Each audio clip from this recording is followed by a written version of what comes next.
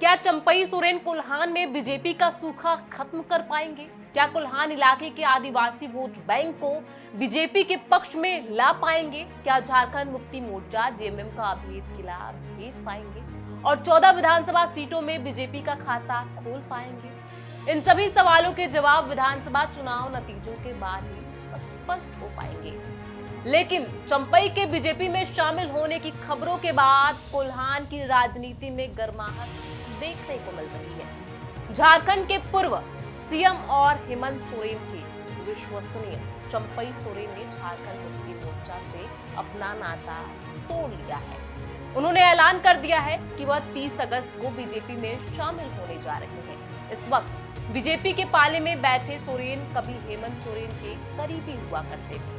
इतना ही नहीं, एक बार उन्होंने विधानसभा भवन में कहा कि मैं हेमंत पार्ट 2 और हेमंत बाबू है तो हिम्मत है। ऐसे में ये सवाल पूछे जा रहे हैं कि चंपई के बीजेपी में शामिल होने से बीजेपी को कितना फायदा और सोरेन को कितना घाटा। नमस्कार, मैं हूं प्रियांशु और आप देख रहे हैं इंडिया न्यूज। पार्टी से बड़ा सोच समझ के हमने उस पार्टी में ज्वाइन करने जा रहे हैं और वहाँ से हम आदिवासी के अस्तित्व को बचाएंगे। सरकार जो आदिवासी अस्तित्व जो आज मिटते जा रहा है, जनसंख्या घटते जा रही है, हम उस जगह से आवाज उठाएंगे पूरा झारखंड प्रदेश में। झारखंड में इस साल विधानसभा चुनाव होने हैं। सत्तारूढ़ झारखंड मुक्ति मोर्चा अलायंस से मुकाबले के लिए बीजेपी के नेतृत्व वाला एनडीए रणनीतिक रूप से महत्वपूर्ण और बड़े फैसले ले रहा है।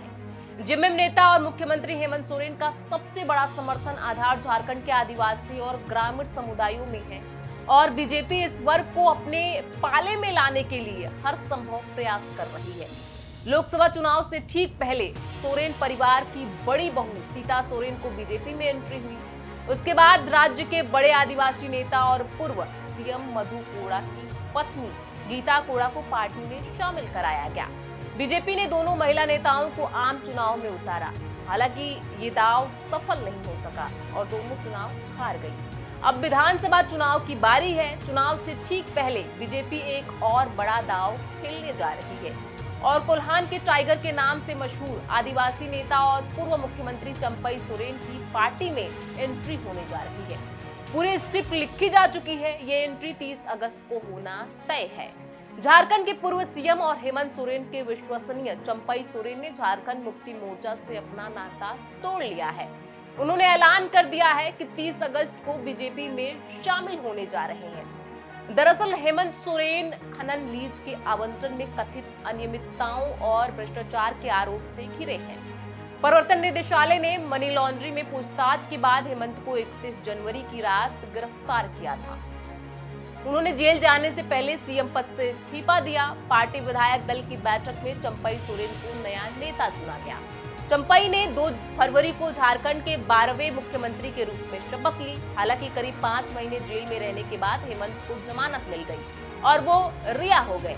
ऐसे में चंपई को कुर्सी छोड़नी पड़ी और 4 जुलाई को एक बार फिर हेमंत ने मुख्यमंत्री पद की शपथ ली। इस पूरे घटनाक्रम के बाद चंपई की नाराजगी खुलकर सामने आ गई।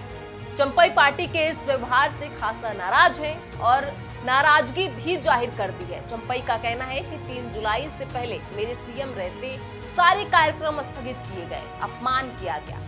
चंपई का कहना था कि मुझे विधायक दल की बैठक का एजेंडा तक नहीं बताया गया। बैठक के दौरान मुझसे इस्तीफा मांगा गया। आत्मसम्मान पर चोट लगने से भावुक हो गया हूँ।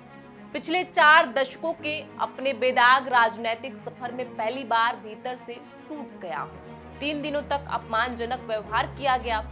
उन्हें सिर्फ कुर्सी से मतलब था। मुझे ऐसा लगा मानो उस पार्टी में मेरा कोई वजूद ही नहीं है, कोई अस्तित्व ही नहीं है, जिस पार्टी के लिए हमने अपना पूरा जीवन समर्पित कर दिया। इतने अपमान और तिरस्कार के बाद मैं वैकल्पिक राह तलाशने के लिए मजबूर हो गया। 26 अगस्त की शाम चंपई दिल्ली पहुंचे और केंद्रीय गृह मंत्री अमित शाह से मुलाकात की। इस बैठक के बाद असम के सीएम हेमंत बिस्वा शर्मा ने कंफर्म किया कि चंपई 30 अगस्त को रांची में आधिकारिक रूप से बीजेपी में शामिल होंगे। हालांकि चंपई सोरेन ने आप खुद ये बातें बताई हैं कि 30 अगस्त को वो बीजेपी में शामिल हो जाएंगे। चंपई ने 28 अगस्त को हेमंत कैबिनेट से इस्तीफा दे दिया। इससे पहले 21 अगस्त को चंपई ने नई पार्टी बनाने का ऐलान किया था।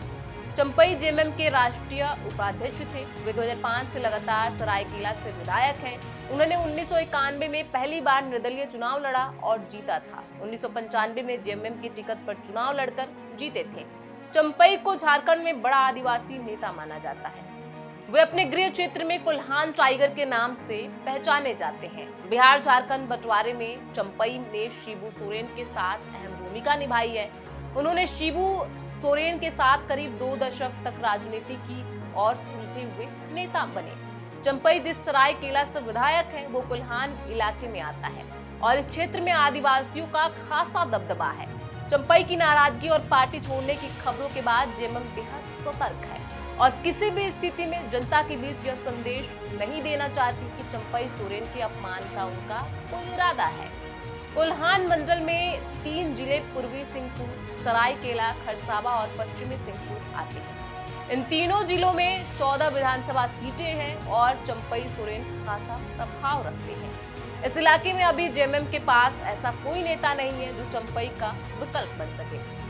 चंपई की संगठनात्मक क्षमता का झारखंड मुक्ति मोर्चा को फायदा मिलता रहा है। बीजेपी को इस इलाके में मजबूत आदिवासी नेता की तलाश रही है। अब चंपई के जरिए बीजेपी न सिर्फ 14 सीटों पर अपनी पकड़ मजबूत कर सकती है बल्कि जीत का सिलसिला भी शुरू कर सकती है। चंपई इससे पहले एनडीए सरकार का हिस्सा रहे हैं। वे सितंबर 2010 से जनवरी 2013 तक एनडीए सरकार में कैबिनेट मंत्री रहे हैं। 2019 में परिवहन और पिछड़ा कल्याण मंत्री भी रहे हैं। ऐसे में ये सवाल आपके जहन में भी होगा कि चंपई के पार्टी बदलने से किसको फायदा और किसको नुकसान होगा। हमें कमेंट बॉक्स में लिख के जरूर बताएं। बहुत बहुत शुक्रिया।